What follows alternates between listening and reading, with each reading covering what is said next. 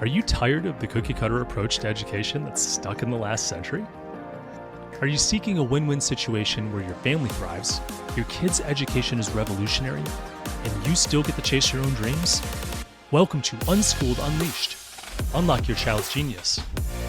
I'm your host, Matthew Jarecki, an unapologetic rebel dad and promoter of what many consider to be educational anarchy. You know the world isn't going to be won by those that just toe the line. It's the innovators, the visionaries, and the resilient spirits that are going to thrive. Our mission here is to forge those world changers within our very homes with less stress, energy, and time. Unschooled Unleashed starts now. Welcome back to another fantastic episode of Unschooled Unleashed. I'm your host, Matthew Jarecki, and today we're going to talk about responding to criticisms or even just like normal questions. It's not even necessarily criticisms, although it might feel like it. How to respond to that. A lot of you people out there, a lot of you parents, I should say, are unschooling for the first time, and you're going to start getting those questions. So my goal is to prepare you for this stuff. A little update on our family. We had our niece and nephew in town from across the USA and then 3 time zones over. Well, they stayed with my parents for the summer, which meant they're staying right with us, and we had a summer full of great cousin adventures, and that was really cool. We're continuing progress on our box truck that we're converting into a stealth RV. We've been running into a whole bunch of issues because we're doing this all custom and just trying to build it as we go. But we're confident that we're going to be able to overcome those, so that way we can get this thing closed up for the upcoming winter, and that way we can do a lot of the construction on the inside. What else? We had the power go out for a while, and I had to get a generator, and that really knocked me on my butt. Also, today's my birthday, and my wife's got something prepared for this evening, so I'm pretty excited about that. I got some cool cards from the kids, some drawings, and all that fun stuff. So what a great life we live. And I get to spend all this time with my kids. Super excited. Life is really good. Especially, I feel like I'm going on this journey. I'm doing a lot of these entrepreneurial stuff. I got a nonprofit that I'm doing with my friend. I'm a co-founder with a nonprofit for veterans. And I just got all these little things, these little moving parts, and I'm exploring some maybe hands-on businesses as well, maybe purchasing one. I have no idea. I'm just kicking the tires on it, but it's fun to explore and dive into these interests. And next comes some action on this stuff. So it's a lot of fun. I'm unschooling myself, following my curiosity and figuring out how to turn that into something that provides value for others. And then in turn, hopefully, I get financially rewarded, and I think that's just how capitalism works. So, fun. Especially on my birthday, I got a lot to look forward to, and I'm very blessed in this next year of my life that I'll never get back, and I'm going to be able to look fondly back on because I went all in. I'm hoping that this podcast inspires you to do the same. Anyways, with that, let's dive in. Today we're going to talk about responding to criticism, or maybe perceived judgment, or maybe just some common questions that people have around unschooling. The reason I'm choosing this as a topic today is because unschooling parents often face a lot of misconceptions and criticisms, which can feel very overwhelming and daunting. And I'm hoping that this episode empowers you to take a calm, realistic, fact-based approach that emphasizes the benefits of unschooling while maintaining a respectful dialogue with them, so that way you can help at least show them an alternative path at the very least. I just want to make sure you're confident and ready to navigate these conversations. And I'm in particular focusing on people who are unschooling for the first time, period. As we are recording this, it's mid-August, which means a lot of kids are going back to school in the United States. And with that comes a lot of questions about school to your kids, and then they have to respond, and then you get questions about that as well. particularly because unschoolers aren't actually ever done schooling, or not schooling, doing education, or resuming education because he never stopped. So let's dive into the first thing that I think people get a lot of, and that is, won't kids miss out on learning essential subjects when you unschool? And, this is one that I think it's like everyone's first question when they find out that you're unschooling and you explain it to them. So self-directed learning is surprisingly thorough, and I would actually say it's more thorough and targeted at realistic and practical things that you need in life to help them function as a good adult. You can always pursue calculus at a later date, and you don't need calculus to actually function in life. You need practical skills to be an adult, and I think unschooling is very, very, very strong at this. In particular, it's very good at entrepreneurial stuff, because that's part of the journey, is following your curiosity, creating, building something. So I think if you are going to target, well, let me back up. Let me just answer the question. So won't kids miss out on learning essential subjects? When children are curious, they dive deep into topics and pick up essential skills naturally. An example might be a child's passionate about, say, video games and learning to code, so they build it, and they have to learn math and storytelling, even problem solving along the journey. And this is all done without traditional curriculum, which is what everyone else follows. The real world is also incredibly rich. I think experiences like managing a budget, real world things at a grocery store, or teaching math or decision making and life skills are way beyond the textbooks that they never really get. So kids get to be 18, they go out in the real world, quote unquote real world, which is often college in the US, and they have no idea what they're doing. And if you're able to walk your child to that, then that's much, much, to me, more advantageous. And I'll miss things like Ohio history, or, you can name some of the silly subjects they teach in lieu of things that are more practical. They can always catch up. This type of freedom ensures that no essential skill is overlooked. When we're talking about essential skills, because that's really what people are worried about when they say, won't your kids miss out on learning essential subjects? Well, if it truly is essential, then they will learn it, because it will come up in life and there will be a barrier for them, and they will have to cross that barrier in order to get to the other side. And that means often learning. They're presented a problem. Now they have to learn something on how to navigate that problem, and then they get to the other end. Isn't that what we all do? A lot of people, in my profession, I'm a respiratory therapist, and I used to teach respiratory therapists. And one of the things I learned is they're really bad at algebra. Those people who were really bad at math still became respiratory therapists, but they had to learn the necessary algebra in order to get past that at that time. And they were already out of high school. I have no idea how you can graduate high school and be poor at math, but that's what happens. A lot of people don't even know basic algebra, and that's my benchmark. It's comparing them to people who do horrible in school. I'm just kidding. No, I want my kids to thrive. So, short answer, won't your kids miss out on learning essential subjects?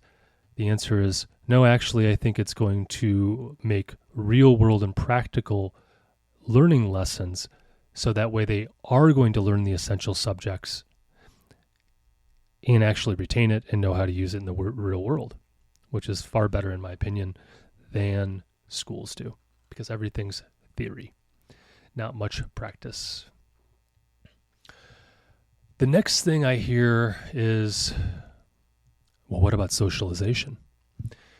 I have a whole episode focusing in on socialization, but unschooling actually offers diverse socialization. I think it's superior to the socialization they get in traditional schooling.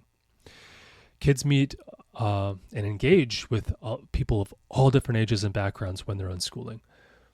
And all these people have different interests in different stages of life.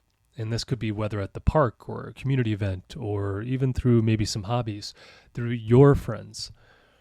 You can volunteer, travel, get engaged in online groups that allow you to get with other kids, not just of the same age, and foster that socialization. Learn how to interact with others, because that's what we're really talking about. When we talk about socialization, we're talking about learning to interact with others.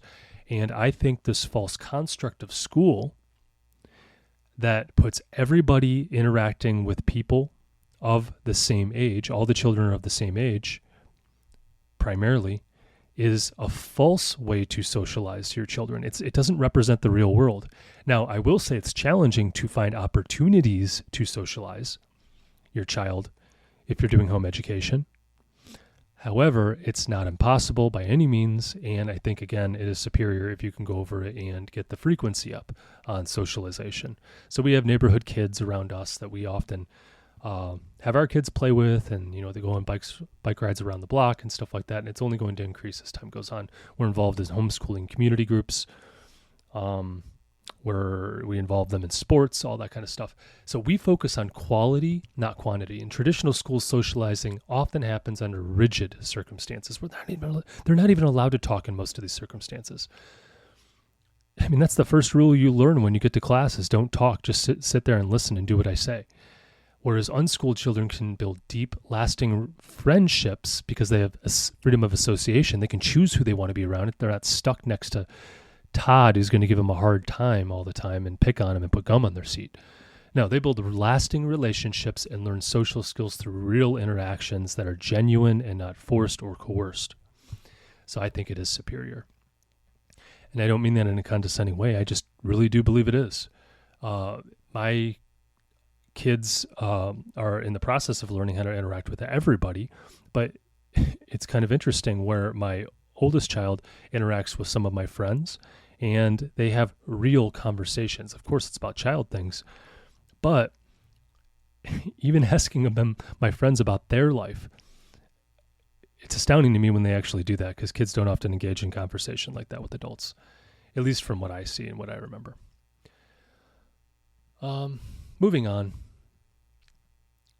The next question you're going to get a lot of is probably, well, how do they stay motivated without you forcing them to do it or without the structure of a curriculum, right? How do they stay motivated without structure? Well, we rely on intrinsic motivation, and we think that drives the deepest learning. As an unschooler, we trust the child's natural curiosity and desire to understand the world, and everything around them will drive them. Kids stay motivated when they're invested in learning, and I actually think it provides a deeper learning. They'll learn faster, has been my experience, both personally and with my children. And I think they're going to retain it more as well. So I think it's actually superior as far as staying motivated. Without pressure, kids remain engaged longer. I really do believe that. Now, if you think about sending your kids to school, you're literally penalizing them if they don't stay engaged. As opposed to unschooling, you're rewarding them for being engaged, meaning they can pursue what they want, right? They're rewarded by that. What kid does not want to do what they want? They are natural learners. Just get out of the way. Guide them. When kids are not forced to learn something they dislike, children tend to pursue their interests passionately and with more focus. And they'll be able to talk intelligently about that subject, and I bet they retain it better. I really do. However, I do think parental support is key. I do what I call intentional unschooling. I got a whole episode on that if you would like to listen to it. But we need to, as parents, I believe, encourage creativity, introduce new ideas, new ways to think about things, opposing views, provide resources to our kids to follow their own path without feeling lost. We want to teach them how to teach theirself, because that's my backup plan. If I really do miss something, my kid will know how to teach theirself.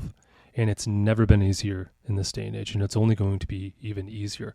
Right now, I'm learning how to fine-tune AI, and that's a difficult process. Now, I already have been doing this for a bit now, but I'm teaching myself without a program right now. Now, I will get involved in a curriculum because I think it's going. I do want a thorough approach to make sure that I hit every.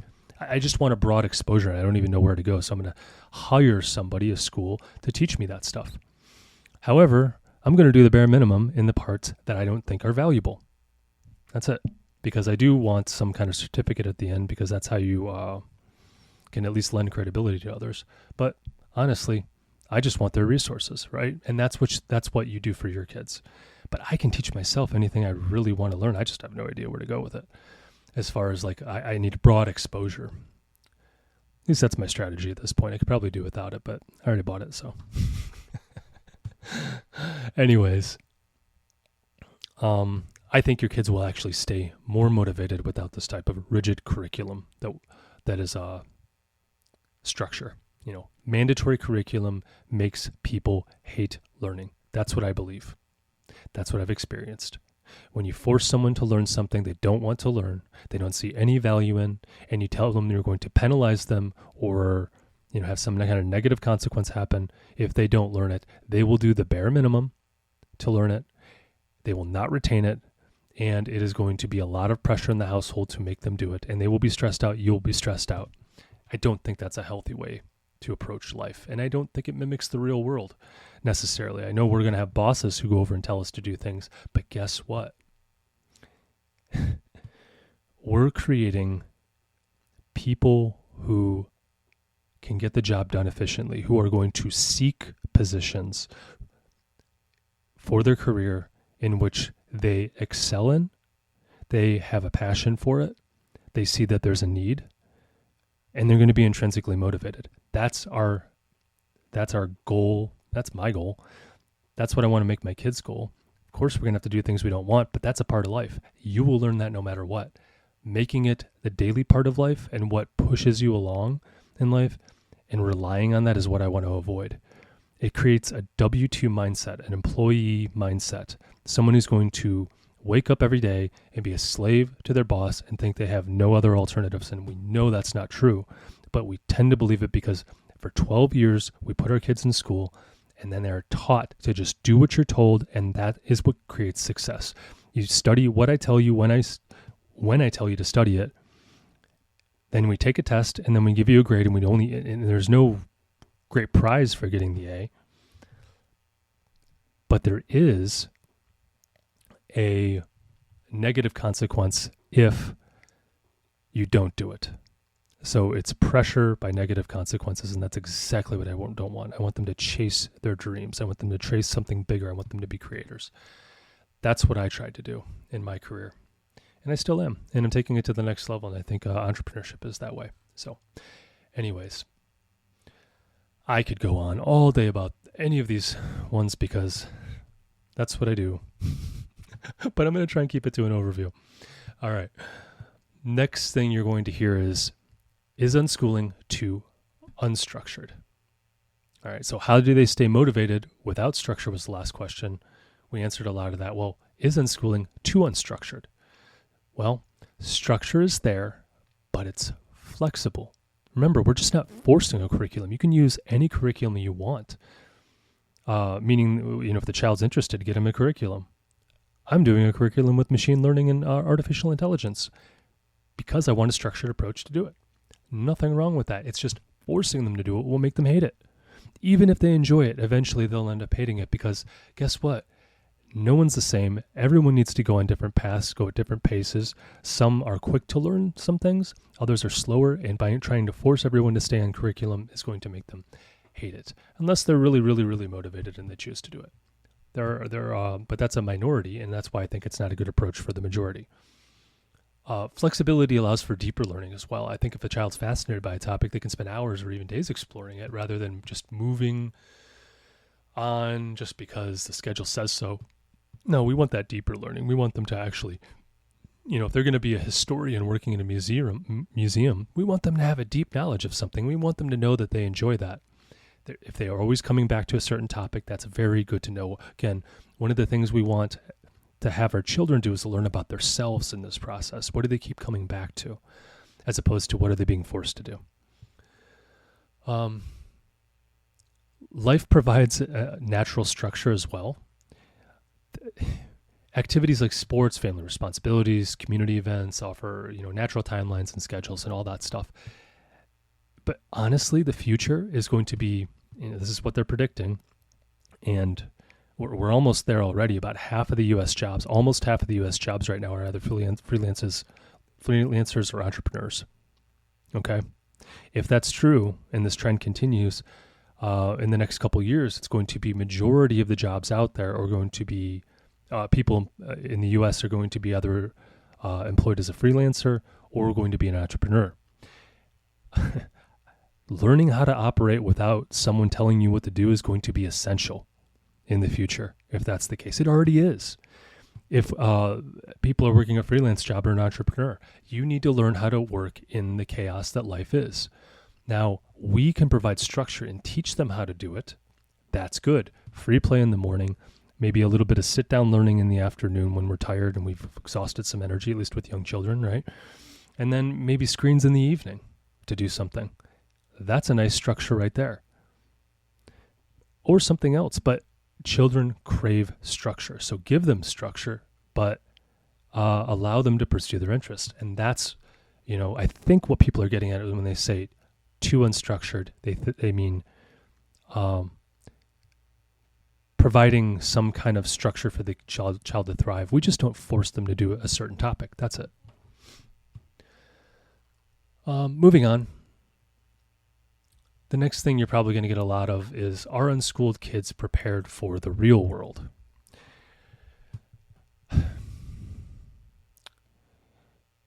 This is very abstract for those people, but my children are going to be more prepared for the real world than your children. I'm not trying to be condescending, but we're going to actually have them interact with real life, especially early on, as opposed to children getting this artificial construct, what we would call school, and then be thrown out into the wild and expect them to thrive. No, my children are actually living in the real world. Real life experiences create real world skills. This is from managing finances to solving everyday problems, okay? Unschooled children get hands-on learning early and often. This can come in the form, what I plan to do when my children are old enough is doing internships, job shadowing. They could do job shadowing now if they have something in mind. Going over and helping out, a friend with an entrepreneurial task, or maybe even starting one of their own. This is real world. Doing a school project is not real world. In fact, high academic performance does not translate into success in the real world. They've been trying to prove that for a long time, and they haven't. Having children operate in the real world is probably the best practice for them to be prepared for the real world, in my opinion. You could also do trips. You could have chores, projects that teach vital life skills. They need to learn how to do time management, teamwork, get them involved in different things. Holistic development goes way beyond academics, and I think unschooling's very strong in this. I think it fosters mental, spiritual, and physical growth. Children learn resilience, adaptability, critical thinking, and that prepares them for the unpredictable future that we see or don't see. Might even be a better way to say it.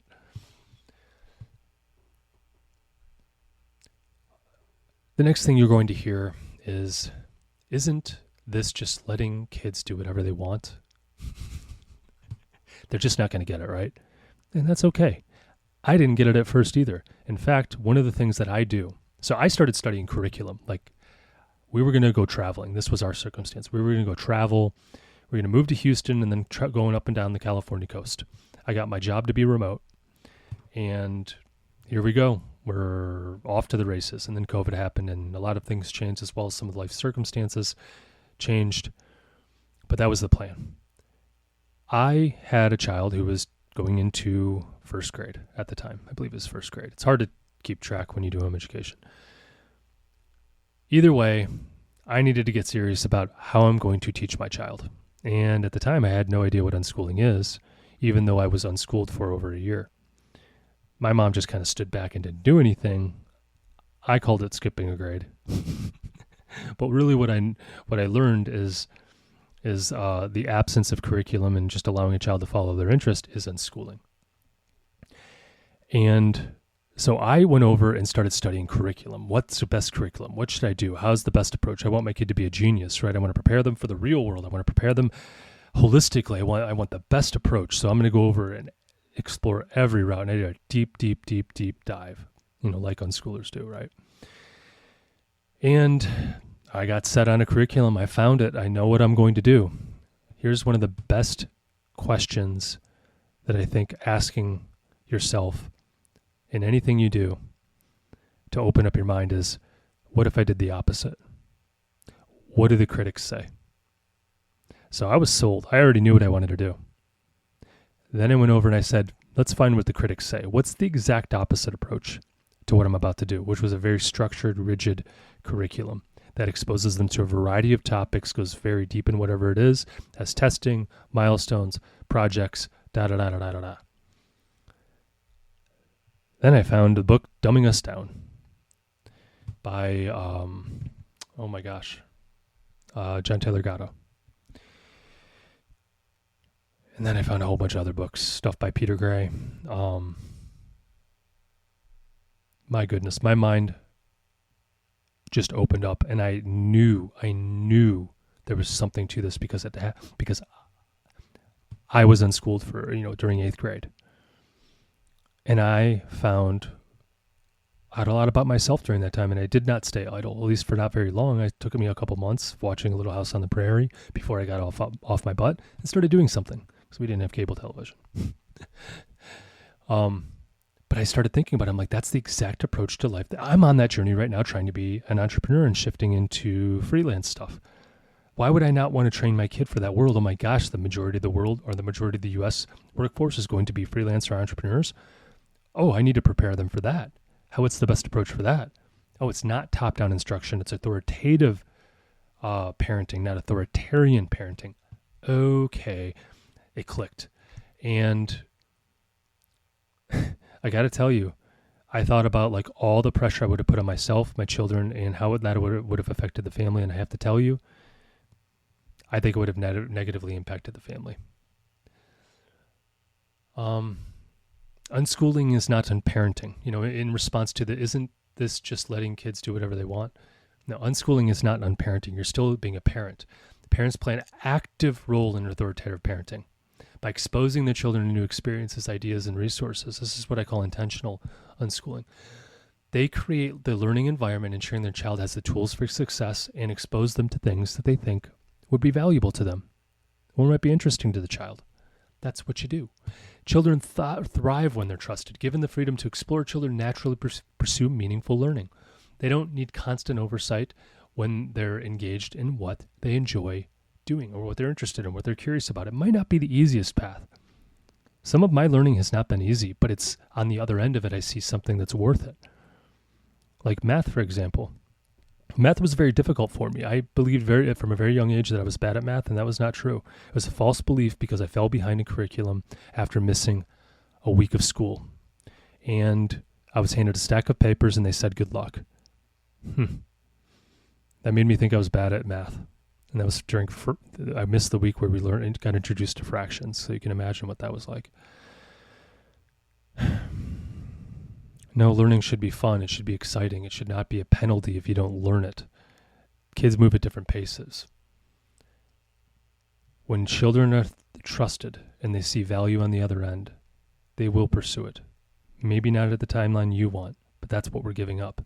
And we're trusting in the process. We're trusting in the child. We're going to teach them how to teach themselves to catch any mistakes that we might make. We're going to give them resources. We're going to expose them to things that are valuable. Even if we took the opposite approach and said, we're going to force them to learn all the things that we want them to learn, do you think they would absorb it or believe in it anymore? Maybe some things. I don't know. But at the expense of what? Hating learning? Thinking you're horrible at math, thinking you're horrible at writing, avoiding writing, hating school, thinking that you have to be always told what to do in order to get ahead, or not even ahead, just to stay at pace, everything from the top down, do what you're told, and that's success. You're creating I hate to say it, a slave to the system when you do that. That's my belief. Last, we're going to talk, the last thing you might hear, that's That's all I wanted to cover. So here's some actionable tips and resources for you. So embrace the curiosity, encourage your child's interest, even if they don't fit with traditional subjects. This could lead to profound learning and just cool moments. Let the evidence speak for itself. Your child's going to do a deep dive into something, and then talk about that. What are other parents are going to go, well, what are they learning about now? Showcase what they're learning. Have them tell them. Do a presentation. My kids were into World War II for a very long time. They went over and told the grandparents everything about World War II, and my grandparents were really impressed. How many kids can do that at 8, 9, 10 years old? Equip yourself with resources. Look for books, podcasts, community groups that offer evidence and stories about successful unschooling outcomes, and then just attach yourself to that, because that's going to keep you confident in your approach. Go with your gut on this one. Don't respond to the critics who are just trying to be nasty. The pessimists, the people who always see something wrong. Would you rather look smart or get a good outcome? Pessimists always are aiming to look smart. They always find the holes in things. Great. But they can't get past it. They never do anything. They're stuck. Recognize that. Move on. You're not going to have an answer for everything. And remember, this is your life, and you're going to do what's best for you and your family, not what's best for what everyone else thinks your family should do. Listen to others, but just listen, and then make your own decision. Use dialogue for people who want to learn. Don't debate it.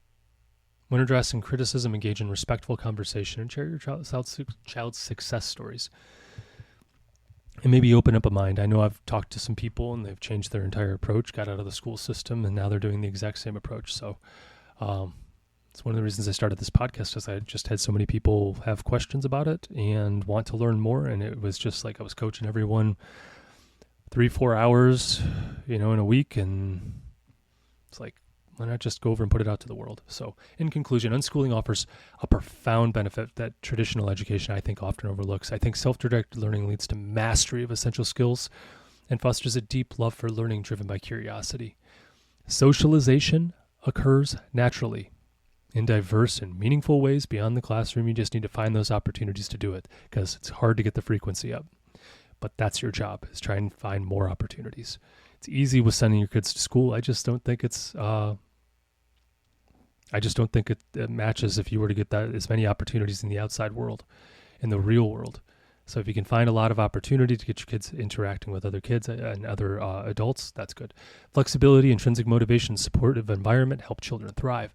Real world skills and holistic development truly prepare unschooled kids for the future that we see, at least as far as I can see. Unschooling isn't about having children or leaving children on their own and not parenting them or guiding them. It's about trusting them to lead their educational journey, and you help expose them, give them resources, and give them guidance along the way. Give them structure on how they might perform best, right? Healthy sleep, healthy meals, all that fun stuff. Maybe a little bit of structure around the timing of what they do. A little bit of restriction doesn't hurt. In fact, it actually helps younger children. And then they can learn time management as they get older and how to actually do the stuff that's meaningful to them. Approach criticisms and concerns with confidence.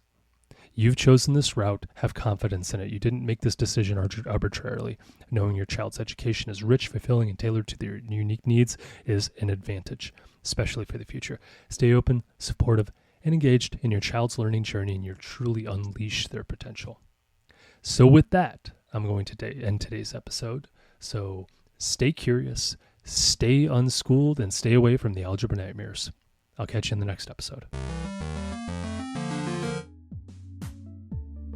So here's where we roll up our sleeves and bring out the big guns. If you support our mission, then please leave a review. On Unschooled Unleashed, we are talking about using a radical approach to education in today's world, and the more 5-star reviews we have, the more people will feel comfortable with the ideas, strategies, and principles we discuss. It gives legitimacy to our message, and the podcast's algorithm prioritizes us so we can reach more people. You may even have your 5-star review read on our podcast.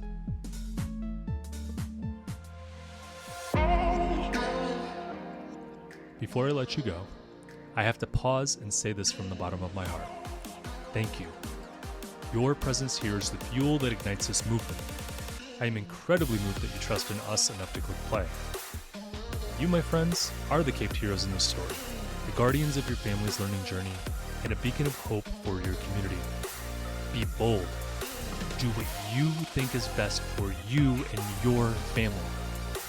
Thanks again for tuning in and taking this courageous leap outside of the box for this educational revolution. Welcome to the front line.